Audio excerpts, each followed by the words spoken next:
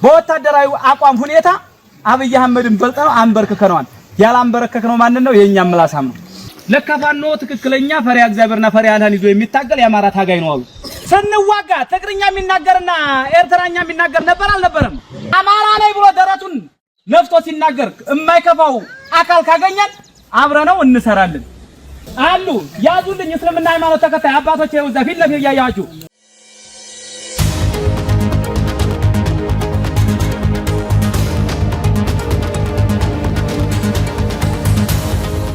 ከአማራ ፋኖ ብሔራዊ ኃይል ምስራቅ አማራ ቀጠና አደረጃጀት ዘርፍ ምክትል ነኝ። ፈሪሃ አላህና እግዚአብሔር የአማራ ህዝብ እንዲጠፋ ተወስኖበታል። ግን እንዳይጠፋ ደግሞ መልእክተኛ ልከውለታል። ያ ማለት አሳረኛው ፋኖ ማለት ነው። የአማራ ትግል መነሻው ምንድነው? መነሻው የአማራ ህዝብ ማወቅ አለበት። መነሻው ማለት ነው። መነሻውን እስካላወቅነው ድረስ መዳረሻው ልናውቀው ስለማንችል የአማራ ህዝብ መነሻው አብይ አህመድን ካመጡበነ በኋላ ጠቅላይ ሚኒስተር ካደረጉት በኋላ የአማራ ህዝብ የተደረገበት የዘር ማጥፋት ጭፍጨፋ 1 2 3 ብለን እንነግራችኋለን። የትግላችን መነሻ ስለሆነ ማለት ነው። አብይ አህመድ ወደ ስልጣን ከመጣ በኋላ ስመኘው በቀለን አሳጣን። የአማራን ምሁር የአማራን ጀግና አባይ ግድብን የደፈረውን ጀግናችንን ስመኘው በቀለን አሳጣን። ስመኘው በቀለን ካሳጣን በኋላ አማራ እየተደራጀ አማራ በመደራጀት በእስር ቤት የነበረው 9 ዓመት የታሰረው የራሳው መብረቅ የወለው ፈርጥ ብርጋዴር ጄኔራል አሳምነው ጽጌ ከእስር ቤት እንደወጣ አማራ ክልል ላይ የጸጥታ ዘርፍ ሆኖ ተሾመ። እሱ ከተሾመ በኋላ የአማራ ህዝብ ከ500 ዓመት በፊት የተሰራውን ታሪክ ትንትን አርጎ ለአማራ ህዝብ ማስተማር ጀመረ። እየደረሰብን ያለውን ግብ ከነ አጼ ሚኒሊክ ከነ አጼ ቴዎድሮስ ከነ በላይ ዘለቀ ፋኖነት ጀምሮ ያለውን ነገረን እና ቢኖ ጴጥሮስ የሰሩትን ነገረን። ያ ታሪክ አሁንም ተመልሶ መጥቷልና የአማራ ህዝብ ካልተደራጀና ካልጠነከረ ከ500 ዓመት በፊት የነበረው ይደገማናል። ብርጋዴር ጄኔራል አሳምነው ጽጌ ወደ እስር ቤት እንዲገባም ያደረገው አብይ አህመድ ነበረ። ደህንነቱ ነው ያሳሰረው እሱ ነበረ። ከወጣ በኋላ ደግሞ የአማራን ህዝብ የራሱ ለማድረግ ደግሞ ምን ማድረግ ነበረበት? አሳምነውን መፍታትና ስልጣን መስጠት ነበረበት። ምክንያቱም የአማራ ህዝብ አሳምነውን ይወደው ስለነበረ ስስብልቱ ምንድነው ብሎ ያጤን ነበረ።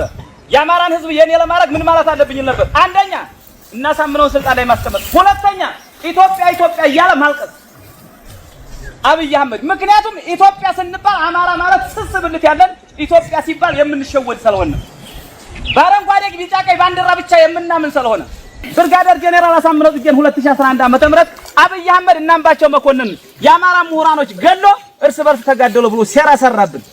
ሽመልስ አብዲሳ ምን አለን? አባይ ማዶ ተሻግረን ቁማሩን በልተናል ብሎናል አለም። ብሎናን እኮ ነግሮናን እኮ አባይ ማዶ ተሻግረን ቁማሩን በልተናል ያለና እነ ብርጋዴር ጄኔራል አሳምነው ጽጌና እና አምባቸው መኮንን ሲገሉ ነበር። የአማራ ህዝብ ግን አልነቃም ነበር። 9 ጊዜ በላጎ ምሽግን ሞክሮ በሞርተር በመድፍ በዙ በዱረን በታንክ ያልቻለውን ለምስራቅ አማራ ፋኖ 1 ቀን ተሰጠው። መስከረም 15 ቀን 2015 ዓመተ ምህረት በላጎ ምሽግ ላይ ምን ተሰራ እና አሸናፊ አለሙ ምን ሰሩ ብለህ ጠይቅ። በላጎ ምሽግ ሲሰበር ለ6 ሰዓት ነበር የፈጀው። መከላከያ 9 ጊዜ ያልቻለው። በ6 ሰዓት ውስጥ ግን የተሰዋብን የአማራ የቁርጥ ቀን ልጅ አሳረኛው ፋኖ 9 ነበር። በላጎ ምሽግ ሲሰበር እና አሸናፊ አለሙ እነ ሲላምላክ ደጉ ሲቀሩባት እዛች ተራራ ላይ 9 ሰው ተሰውቶብን በመከላከያ ሰራዊት 9 ጊዜ ተሞክሮ ፋኖ እንዴት በ6 ሰዓት ይሰብረዋል?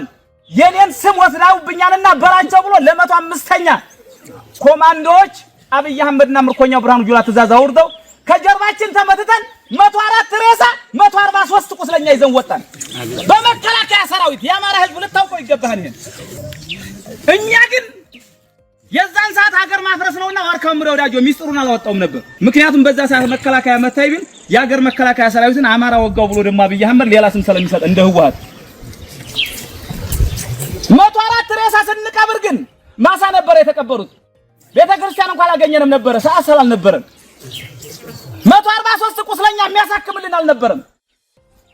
የዛን ሰዓት አሳረኛው ፋኖ ግን ያንን ውጊያ ከጀመረ በኋላ ተሐድሶ እንኳን ይደረግላችሁ ቢባል አፈር እንበላለን እንጂ ራያ የኛ እናቶች እያለቀሱ እኛ እዚህ አንቀርም 104 የተሰዋ 143 ቁስለኛ ይዘን ወጥተናል ራያ መሬት እናልቃለን እንጂ አንመለስም ያለው መስከረም 23 ቀን ራያን ነፃ ወጣን።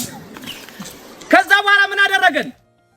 እነዚህ ለአምላክ ደጉ ቤተሰቦች ጥቁራቸውን ሳይገፉ የናሸናፊ ዓለሙ ቤተሰቦች ጥቁራቸውን ሳይገፉ የ104ቱ ቤተሰቦች ሀዘናቸውን ሳይረሱ የ143 ቁስለኞች ሕክምና ሳያደርጉ አብይ አህመድ ምን አለ? ትጥቅ ፍቱ አለ። እኛ እኮ ጥያቄያችን የወንድ ጥያቄ እኮ ነው። መንግስት እንሆን አላልነውም። ነገር ግን ክተት መክት ብለና እያለ የተሰዉትን ካስልነ የታመሙትን አሳክምልነ እኛ ሰርቶ እንበላለን። የኛ ጥያቄ የነ መሐመድ ቢሆነ ልጆች ምን ሊሆኑ ነበር ነው የኛ ጥያቄ። የነ ሞላ ደስዬ ልጆች ምን ሊሆኑ ነበሩ ስላሴ ላይ የተሰዉት ብለን ነበር የኛ ጥያቄ። በክራንቻ የሚያርሱ ወንድሞቻችን ማን ነው የሚያሳክማቸው ብለን ነበር ጥያቄያችን። ካንዴ ሁለት ሶስቴ ይህን ጥያቄ እየተጠየቅን ካላሳከማችሁልን ካልካሳችሁልን ትጥቅ አንፈታም ነው። ትጥቅ መፍታት ነበረብን አልነበረብንም? አልነበረብንም አይደል? አንፈታም አልነው። እኛ አንፈታም ስንለው የህዝብ ልጅ መሆናችንን አወቀ። ፋኖን ትጥቅ ባስፈታ የአማራ ልዩ ኃይል ከጀርባ እነሱ ወግኖ ይመታኛል። ስለዚህ የመጀመሪያ አማራጭ የአማራ ልዩ ኃይል ትጥቅ ማስፈታት አለብኝ ነበር። አብይ አህመድ ቁማሩ መጋቢት 29 እና 28 ትጥቅ ይፈታሉ የአማራ ልዩ ኃይል በሁሉም ክልሎች ያሉት ልዩ ኃይሎች ትጥቅ ይፈታሉ የሚል መመሪያ ወርዶ ባህር ዳር ላይ የመጀመሪያ ትጥቅ የሚፈታው ብሔር ግን ማን ነበረ? አማራ ነበረ።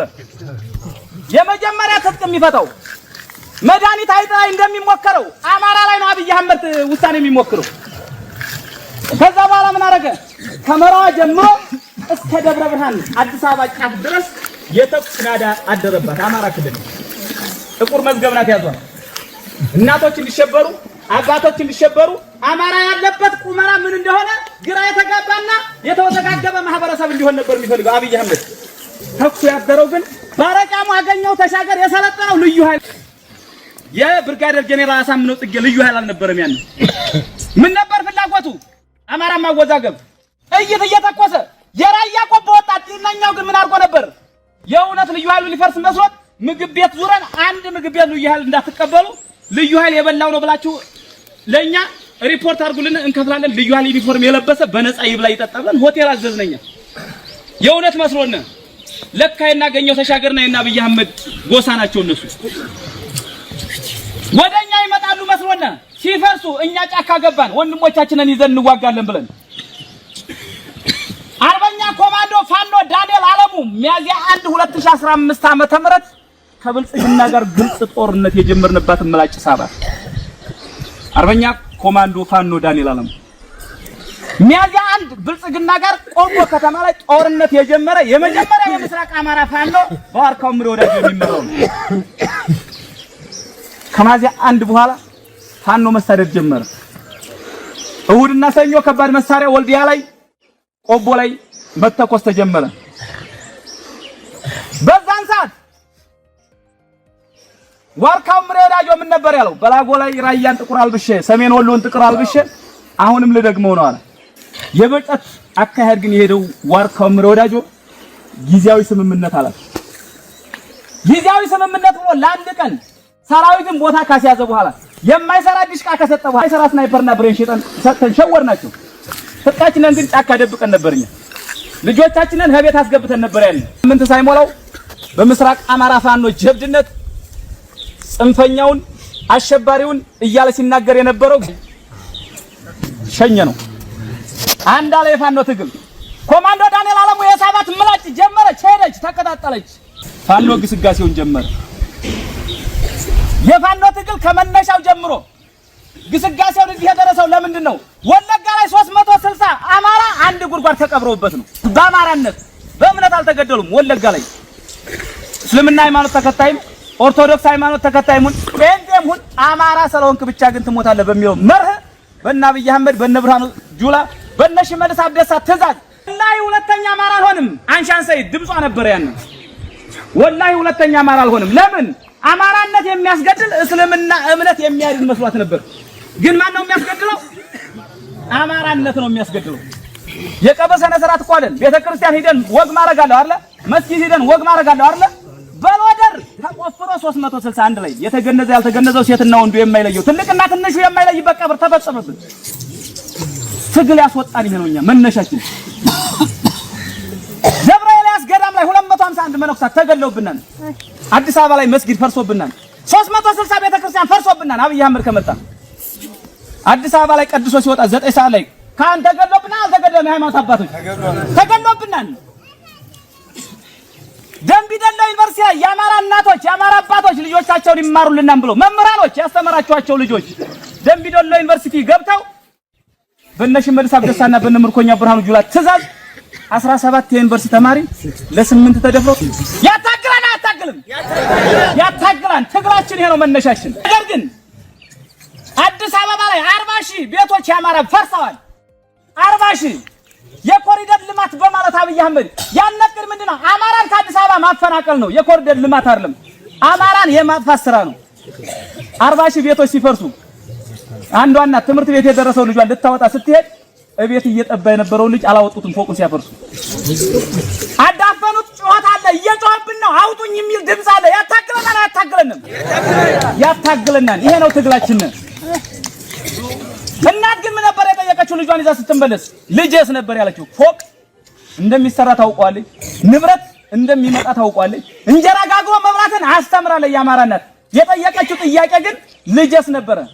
የነሽመልስ አብደሳ የነምርኮኛው ብርሃኑ ጁላ ትእዛዝ ግን የነበረው ድፋት ነበር።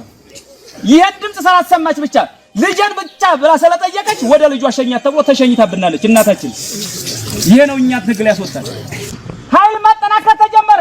ነገር ግን የና ኃይል ስናጠናክር ህወሓት እንደ ትግሬ ሆና ስትገጥመው ልዩነት የላትም ነበር። አማራ ላይ ግን የአማራ ጥቁር ተፈጠረብን። የአማራ ጥቁር እንንገራችሁ 3 ክንድ ምረት ቢይዛቸው እነደምስ የብልጽግና ሰው ሆነው ከፋፈሉን፣ ለዩን። ትክክለኛ ታጋዩና ትክክለኛ የማይታገለውን የአማራ ህዝብ ማወቅ አልቻለም። አርበኛ ንጉስ አበራ እንደነገራችሁ ፋኖ ያልሆነ ፋኖ መሳይ ተፈጠረብን። ዩኒፎርም የለበሰ ፋኖ መስሎ ፋኖ ያልሆነ የአማራን ህዝብ የሚዘርፍ የሚደፍር የሚያንኳኳ የሚሰርቅ ኬላ የሚሰራ ፋኖ ተፈጠረብን። ማን ነው የፈጠረብን? አብይ አህመድ ነው። ማንን ተጠቅሞ? ጥቁር አማራን አድማ በታኝ ፖሊስና ሚኒሻን እነደምስን ተጠቅሞ ሰለሞን በቅሎ ማነቂያ ላይ እነ ሰለሞንን ተጠቅሞ 7 ሆነው እየዘረፉ የበቅሎ ማነቂያን ህዝብ ሲያሰቃዩ የነበሩት እነዛ ምን ነበር የሚሰሩት? የአማራን ህዝብ እየደፈርክ እያንኳኳ እየሰረክ ህዝቡ ፋኖን እንዲጠላ አድርጉልኝ ተብሎ ነበር። ትክክለኛውን ተዋጊ ለማስጠላት ህዝቡ ሆ ብሎ ፋኖ ይጥፋልኝ እንድል መረጃ እንዳይሰጠን እንዳያበላን እንዳያጠጣን እንዳያሳክመን እንዳይቀብረን እንዲጠላን ነበር የተሰራው። እኛ ግን በሞታችን በቁስላችን የአማራን ህዝብ አንቀን ይዘነዋል። በሄንበት ቦታ እያስተማርን ፖለቲካ እየሰራን የትግላችንን መነሻ እየነገርን ይሄ ሁሉ ስራ ስንሰራ ይሄ ሁሉ ትግል ስንታገል በተወለድንበት ሀገር በጭረጨ ውሃ ቁስላችንን እያጠብን ጎበዝ። ለምንድን ነው ለነጻ የምንሰወው? የ19 እና የ21 ዓመት ልጅ ዘሩን ሳይተካ የሚሰወው በነጻ ደሞዝ በሌለው ለምንድን ነው? እቺ ሞታችን በሞታችን ነው የአማራን ህዝብኛ ማሳወቅ የምንፈልገው። በቃላት ብቻ አይደለም፣ በንግግር ብቻ አይደለም፣ በተግባር እያሳየንም ስለሆነ ፀሐይ በማያስጥለው ዝናብ በማያስጥለው በደሳሳ ጎጆ በር በሌለው ጫካ ውስጥ ተቀምጠን ለምን ይጠቆምብናል? ለምን እዚህ ያሉ እንባላለን? ማን ነው እዚህ ያሉ የሚለን? ግን ታንቃ ነው፣ የበቅሎ ማነቂያ ነው፣ የቃሊም ነው፣ የአዋስ ልጅ ነው፣ የዲኖ ልጅ ነው ጥቆማ የሚሰጥብን። አማራ የሆነ ጥቁር አማራ ማለት ይሄ ነው። እነሱ ስልክ ደውለው ባይነግሩብን እኛ ያለንበትን ጫካ ካምቦ የመጣ ኦሮሞ ያውቃል አያውቀውም? እስኪ በዚህ ተራራ ውጣ ብለው ወዴት ነው የሚሄደው? ምርጣምሳ እየመራብን ነው፣ ፖሊስ እየመራብን ነው። 3000 ብር የተከፈለው ለሎካሽ የሚጠቀም አትክልት የሚገዛለት ኃይል ባንዳ ነው እኛን የረበሸን። እነዚህ አማራዎች ናቸው እኛን እያስጠቁን የነበሩ። ነገር ግን እየሞተና የብልጽግና ሰው ሳንገል እያስተማርን እየታገልን ነው። እናውቃለን እዚህ ውስጥ ሆኖ ማን ምን እንደሚሰራ ለሊት ገብተን የማውጣት እኮ አቅሙ አለን እኮ። ፋኖ ክስተት ነው ብሏን ዋርካው ምሬ ወዳጆ፣ ፋኖ ክስተት ነው። ለሊት ገብተን አውጥተን የምንፈልገውን ገለን የምንፈልገውን ይዘን መውጣት እንችላለን። መከላከያ ሰራዊት እኛ ያለንበት ግን ለሊት መንጣት አይችልም። ልዩነት አለን። የምን ልዩነት? የልብ ልዩነት ነው። የትጥቅ ልዩነት አልነበረም። እኛ ልብ አለን። እኛ ግን የታጠቅነው ልብ ግን አብይ አህመድም እስከ ሰራዊቱ መታጠቅ አይችልም። እኛ አማራ ልጆች ነንና የእናንተ ልጆች እኮ ነን። የነ ብርጋዴር ጄኔራል አሳምነው ጽጌ፣ የናጼ ሚኒልክ፣ የነ በላይ ጸለቀ ልጆች እኮ ነን። እኛ የናጼ ቴዎድሮስ ልጆች እኮ ነን። የምርኮኛ የብርሃኑ ጁላ ልጆች እኮ አለንም ምርኮኛ እየተማረከ ያሳያቸው ብርሃኑ ጁላ ይማረካን አሁንም እኛ እየማረክን እናሳያቸዋለን የሚኒልክ ልጆች ማለት ይሄ ነው በተግባር ይሄንን ስናደርግ ግን ጥቁር አማራዎች ረብሸውና በጥቁር አማራዎች ምክንያት ትግላችን እየተራዘመብን ሄዶ ነበር አደረጃጀታችንን ሰርተናል ሰራዊታችንን ገንብተናል የኛ ሰራዊት ቤት ማንኳኳት አይችልም ንጉስ አበራ እንደነገራችሁ ሴት ለመድፈር አይደለም የወጣው የአማራን ህዝብ ቤት አናፈርስም ቤት ልንሰራለት ነው የአማራ ህዝብ የሚፈርድለት የለም የአማራን ህዝብ የሚያድነው የለም አብይ አህመድ እየገደለው ነው አብይ አህመድ እየፈረደበት ነው እኛ ግን የወጣው የአማራን ህዝብ ልንፈርድለት የአማራን ህዝብ ልናድነው ነው የወጣ ነው ይሄን ደግሞ ያረጋግጥነው ደግሞ በምንድነው በሞታችን ነው በወግ አይደለም አብይ አህመድ ያወራን እኛ እንሰራለን የኛ ስራና ያብይ ወሬ በተግባር እየታየ ነው ነገር ግን ይሄ ህዝብ 2 አመት ሙሉ በአብይ አህመድ በብልጽግና ሲመራ የነበረ ስለነበረ ልባችሁ የሸፈተ ያሳረኛው ፋኖ ወገን የሆናችሁ እናውቃችኋለን በሁለት ቢላዋ ስበላ የነበርክ በሁለት ቢላዋ ስበላ የነበረ ሰላምትና እኛ ጽንፈኛ እረኞች ስትለና የነበርክ ሰው አለ እኛ አንገልም በሐሳብ ነው የምንገለው አርበኛ ንጉስ አበራ ነግሯቸዋል የፋኖ ቅል ሌላም ሰው መጥቶ ቢሰበስባችሁ ተመሳሳይ ድምጽ ነው የምንናገረው የሚነግረን ፈሪያ ያላህና ፈሪያ እግዚአብሔር የሚመራነን እነኛ በቃ አለቀ ወንድሞቼ ጋር አልዋጋም ብለህ መሳሪያህን ብልጽግና የወሰደብህ ትታጠቃለህ አሁን ግን ትጥቃለህ ትላንትና እኛ ጋር ሆነ እየመራህም ሆነ እየታገልክ የነበረ እስካሁን ያልታገልክም ከነበረ ከዚህ በኋላ ጠቅለህ ወጥተህ ትታገላለህ እንታገላለን አብይ አህመድ ደግሞ እንድንኖር አልፈቀደልንም አባቶቻችን ጥቁር እንዲለብሱ እናቶቻችን ጥቁር እንዲለብሱ አማራ የተባለ ወጣት እንዲረሸን ከሆነም ደግሞ አማራ ክልል ለቆ ስደተኛ እንዲሆን ባህር እንዲበላው በሰው ሀገር እንዲከራተት ነው የፈቀደልን አብይ አህመድ ስለዚህ አብይን ከፈቀደልን ደግሞ ዋርካው ምሬ ወዳጆ ደግሞ ዘመነ ካሴ ሀብቴ ወልዴ ኢንጂነር ደሳለኝ ሲያስብ ሸባ ደግሞ ምንድነው የፈቀዱልን አማራን አደራጅተው አማራን የማዳን ስራ ማለት ነው ያብይን ስርዓት ነው መቀበል ያለብን የነዋርካውን ስርዓት የነዋርካውን ስርዓት ማለት ነው የነ ሀብቴ ወልዴ የነ ዘመነን ስርዓት ማለት ነው የኛ ትግል ይሄ ነው አይታችሁና አላያችሁንም ሰራዊት አይታችሁና አላያችሁትም ጀግንነት አይታችሁና አላያችሁም ስንዋጋ ትግርኛ የሚናገርና ኤርትራኛ የሚናገር ነበር አልነበረም አብይ አህመድ ምንድነው ያለው የትግራይ ሰራዊት 250 ምርኮኛ የኤርትራ ጄኔራል 2 ምርኮኛ ይዤ ትግሬዎችና ኤርትራ ሆነው ነው የወጉኝ እንጂ ፋኖ የለም ይያ ይሄን የሚል ለምን መሰለ አማራ ጀግና መሆኑን እንዳለመመስከር ነው ገብታችኋል አይደል ፋኖ ነው ተዋጋ ማን ነው ፋኖ ነው አይደል ጥቁር አስፋልት ላይ ነው ያላችሁት አይታችሁታል አብይ አህመድ በዚህ ልክ እየሄደ ነው ለግዳን ወረዳ ያልሆነ ብልጽግና ለሳንቃ አይሆናችሁም ብልጽግናዎች ካላችሁ ብልጽግና ጋር ሲሰሩ የነበራችሁ ግዳን ወረዳ 18 ምርኮኛ ነበር የተያዘው 18 ምርኮኛ ሲያዝ ራሳቸውን ያጠፋሉ ፋኖ ይገላን ይረሽናን አይናችሁን ያወጣ ምናምን ተብሎ ተነግሯቸው እንደ ኦሮሞስ አያውቀንም ሃይው ተወልዶ ያደገ ሚሊሻ ራሱን ያጠፋል ፋኖቹ ይዟን ብሎ ይገላን ተብሎ ፖሊስ ራሱን ያጠፋል ግዳን ወረዳ 18ቱ ስንይዝ ግን ጫማ እንኳን አስወለቅናቸው በእንክብካቤ ያዝናቸው ከዛ በኋላ ምን አሉ ጓደኞቻችን ራሳቸውን ያጠፉት በስተት ነበር ፋኖ የሚሰራው ፖለቲካ ሳይሆን አብይ የሚሰራው ፖለቲካ ነው ስተቱ የውሸት አርጎ እኛን አስጨረሰን ለካ ፋኖ ትክክለኛ ፈሪያ እግዚአብሔርና ፈሪያ አላህን ይዞ የሚታገል ያማራ ታጋይ ነው አሉ ከ18 አሁን 60 ደርሰዋል 42 ምርኮኛ አይገሉም ሲባል መጥቶ እጁን ሰጥቷል ግዳን ወረዳ ይሄ ፖሊስ ሚኒሻና ብልጽግና ብቻ ነው የመከላከያ ምርኮኛ 300 ምናምን አለ 300 ምናምኑ 38 ብቻ ናቸው አማራ አስብ ሌላው ማን ሊወር መጥቷል አማራን ሊወር መጥቷል እኛም ሄደናል እንዴ ወለጋ ሄደናል እንዴ ሻሸመኔ ሄደናል እንዴ ተወልደን አደግነበት አገር እኮ ነው እዚህ እኮ ነው ያለው በዚህ ትግል በወታደራዊ አቋም ሁኔታ አብይ አህመድን በልጠው አንበርክከነዋል ያላንበረከከነው ማን ነው የኛ ምላሳም ነው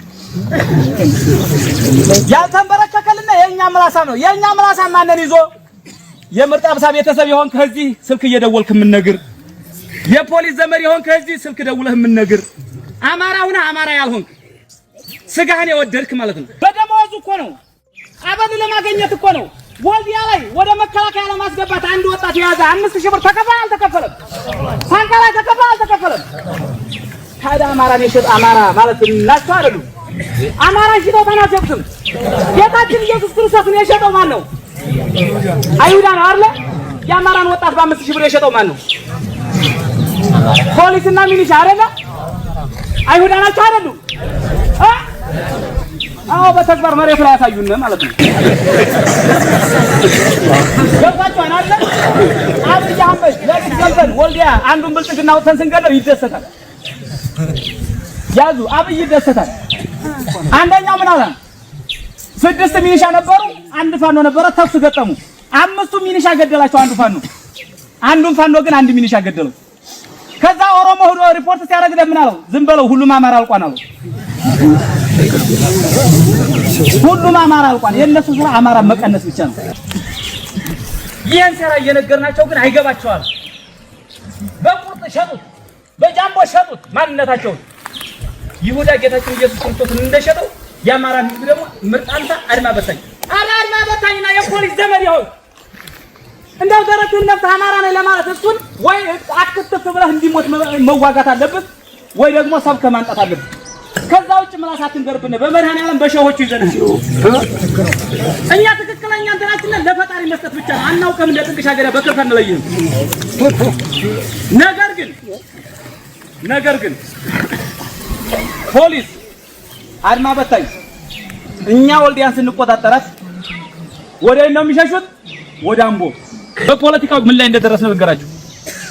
ምናልባት የአማራ ህዝብ እንዳይሞት፣ የአማራ ህዝብ ሰርቶ እንዲበላ፣ የአማራ ህዝብ ዘሩን እንዲነካ፣ የአማራ ህዝብ የትኛውም ከተማ ላይ የትኛውም ክልል ላይ የትኛውም ጎራ ላይ ሄዶ እንዲበላ፣ እንዲጠጣ፣ እንዲኖር፣ እንዲሰራ ለሚፈቅድ አካል ማንኛውም አካል ጋር አብረን እንሰራለን። ይዛችሁኛል አይደል? አማራን የሚያከብር ከሆነ አማራ እንዳይሞት የሚፈልግ ከሆነ አማራ ሲያገኝ የሚደሰት ከሆነ አማራ የትኛውም ቦታ ላይ ሄዶ ሲኖር አማራ ነኝ ብሎ ደረቱን ነፍቶ ሲናገር የማይከፋው አካል ካገኘን አብረነው እንሰራለን።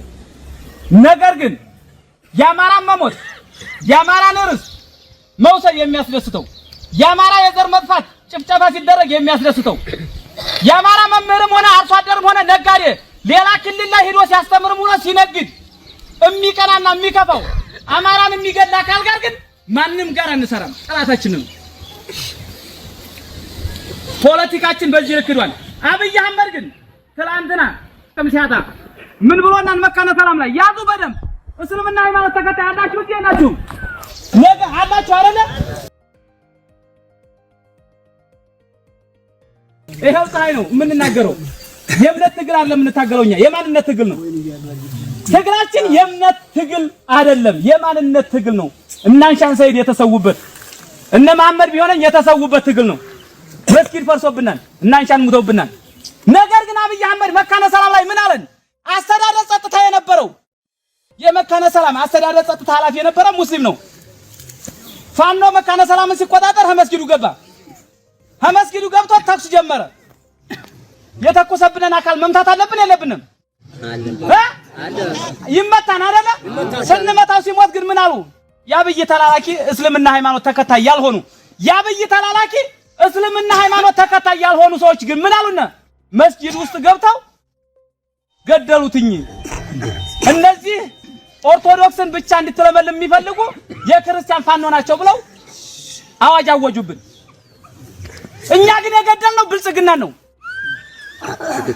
የፋኖ ትግል ዓለም ያወቀው ፀሐይ የሞቀው እውነተኛ ትግል ነው። ዓለም አቀፋዊ ትግል ነው። መስጊድና ቤተክርስቲያንን የሚያከብር ነው። ቤተ እምነቶችን የሚያከብር ነው የፋኖ ትግል።